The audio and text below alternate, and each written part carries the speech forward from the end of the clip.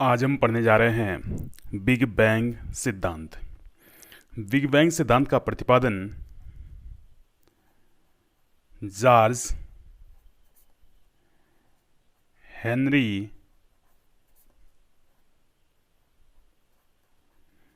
लेमेंत्रे George Henry लेमेंत्रे ने किया। Big bang सिद्धांत का जो प्रतिपादन किया था वो किया था जॉर्ज हेनरी लेमेंत्रे ने। बिग बैंग सिद्धांत को विस्तारित ब्रह्मांड परिकल्पना विस्तारित ब्रह्मांड परिकल्पना के नाम से भी जाना जाता है, या फिर इसको इंग्लिश में कहेंगे एक्सपेंडिंग यूनिवर्स हाइपोथेसिस।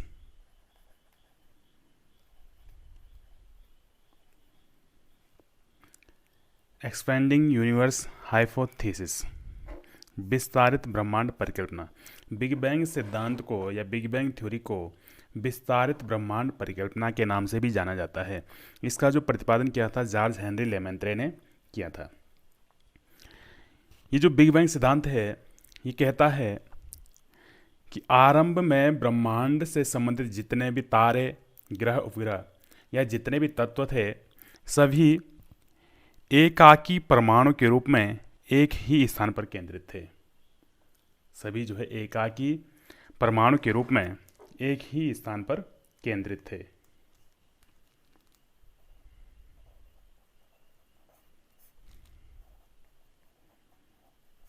एकाकी परमाणु के रूप में एक ही स्थान पर केंद्रित थे, जिसका घनत्व बहुत अधिक था, अत्यधिक था, अनंत, जिसका घनत्व अनंत था। ब्रह्मांड के सभी पदार्थ एकाकी परमाणु के रूप में एक ही स्थान पर एकत्रित थे, जिसका और एक पिंड के रूप में एकत्रित थे। इस पिंड का घनत्व अनंत था। इसका तापमान भी अनंत था, बहुत ज़्यादा तापमान इसका था। और इसका गुरुत्वाकर्षण अधिक घनत्व होने के कारण इसका गुरुत्वाकर्षण भी अधिक था।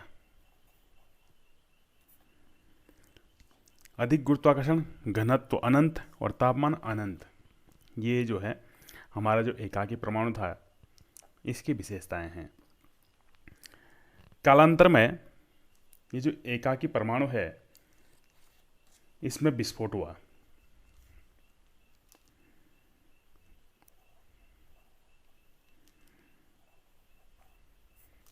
एकाकी परमाणु में विस्फोट हुआ। ठीक है, कालांतर में जो है एकाकी परमाणु में विस्फोट हुआ। विस्फोट से ऊर्जा का सृजन हुआ। विस्फोट होने के कारण ऊर्जा का सृजन हुआ। ऊर्जा के सृजन होने के कारण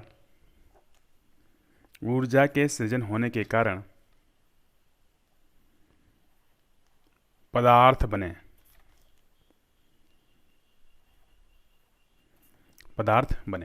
ये जो पदार्थ थे या परमाणु बने, पदार्थ बने या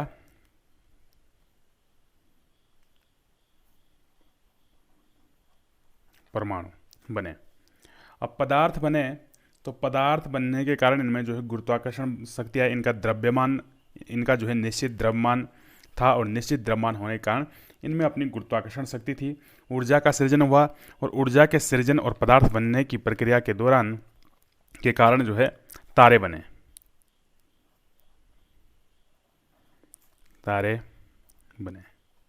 ठीक है, पदार्थ बने और इनमें क्योंकि ऊर्जा का सृजन भी हुआ, पदार्थों में ऊर्जा के सृजन होने के कारण ये तारे बने।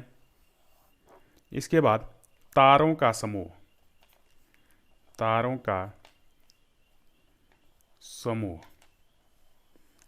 समूह बना, जिसे आकाश गंगा कहा गया। आकाशगंगा कहा गया। ठीक है, एका के परमाणु में विस्फोट हुआ, उसमें ऊर्जा का सृजन हुआ, ऊर्जा के सृजन होने के कारण पदार्थ बने। ये जो पदार्थ बने इनमें ऊर्जा का जब सृजन हुआ तो ऊर्जा का सृजन और पदार्थ के संयोग से जो है तारे बने। तारों का समूह जो है वो आकाशगंगा कहलाया। और आकाशगंगा में प्रत्येक आकाशगंगा जो होती है, आकाशगंगा में करोड़ों तारे होते हैं और प्रत्येक तारे का अपना जो है सौरमंडल होता है। जैसे हमारा सूर्य एक तारा है, उसका अपना जो है ग्रहमंडल है, ऐसे अन्य तारों के अपने ग्रहमंडल होते हैं।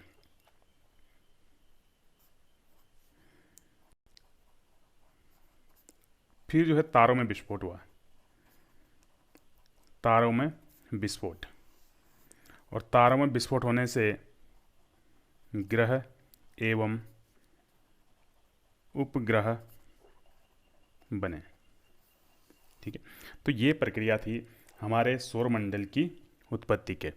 हमारी जो सौरमंडल की उत्पत्ति हुई किस प्रकार से हुई? एकाकी परमाणु जो था उसमें विस्फोट हुआ, उसका घनत्व तो जो है बहुत ज़्यादा था। इसमें जो है जब विस्फोट हुआ तो विस्फोट होने के कारण अणु जो है अलग अलग हुए, तो अणु अलग अलग हुए तो ऊर्जा का सृजन हुआ। विस्फोट होने के कारण ऊर्जा का सृजन हुआ, पदार्थ बने। उसके बाद पदार्थ बनने की प्रक्रिया के बाद तारे बने, और तारों का जो समूह था, तारों का समूह आकाशगंगा कहलाया। तारों में विस्फोट हुआ, तारों में विस्फोट होने के कारण ग्रह और उपग्रह बने, और इस प्रकार जो हमारे सौरमंडल की उत्पत्ति हुई। जो शेष तारा रह गया, तारा जो है सूर्य बना।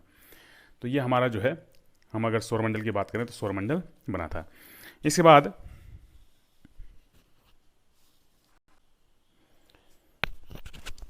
एक विद्वान हुए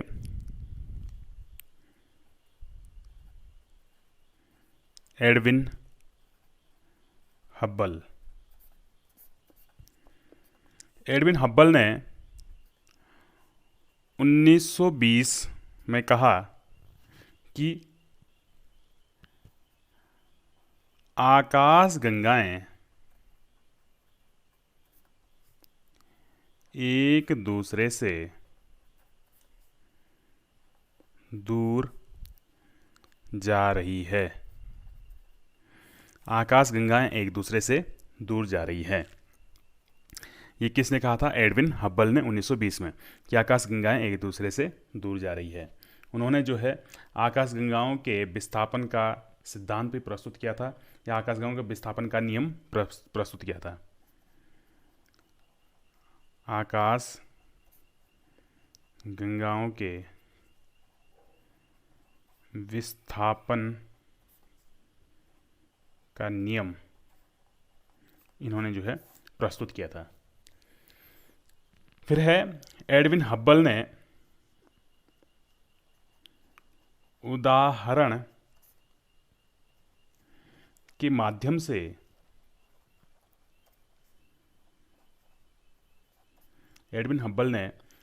के माध्यम से आकाश गंगाओं के होते विस्तार, आकाश गंगाओं के होते विस्तार को समझाने का प्रयास किया।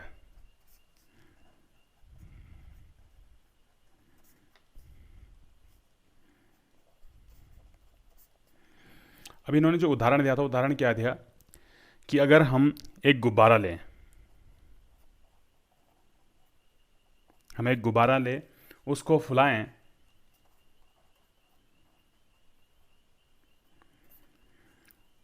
अच्छा, फुलाने से पहले जो है गुब्बारा लें, गुब्बारे पर आकाश गंगाएं बनाएं।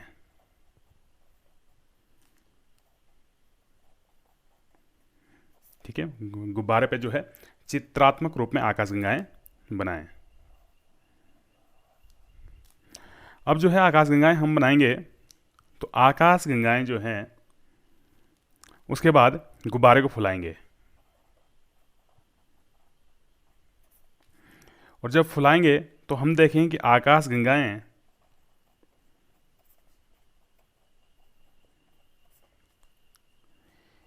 एक दूसरे से दूर जा रही हैं।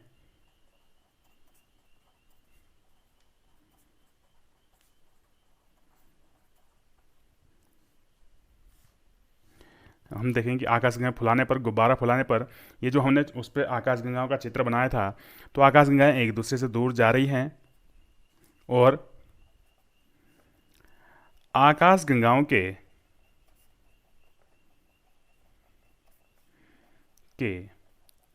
आकार में वृद्धि हो रही है। तो इन्होंने जो ये उदाहरण दिया था कि हम एक गुब्बारा लें, उसमें आकाशगंगाएं बनाएं, गुब्बारे को फुलाएं। गुब्बारे को फुलाने पर हम क्या पाएंगे कि आकाशगंगाएं जो है एक दूसरे से दूर जा रही हैं और आकाशगंगाओं के आकार में वृद्धि हो रही है। तो उन्होंने कहा कि जिस प्रकार गुब्बारे पे हम देखते हैं, उसी प्रकार वर्तमान समय में या हमारे जो ब्रह्मांड है, ब्रह्मांड में आकाशगंगाएं एक दूसरे से दूर जा रही हैं और साथ ही उनके आकार में वृद्धि भी हो रही है।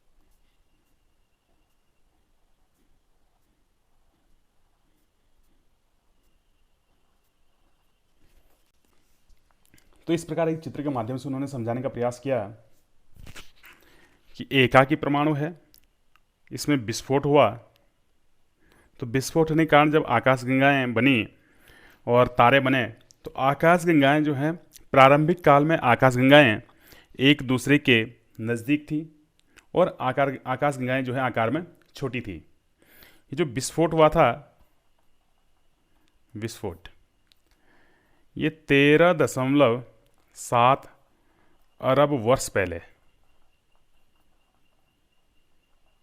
हुआ था।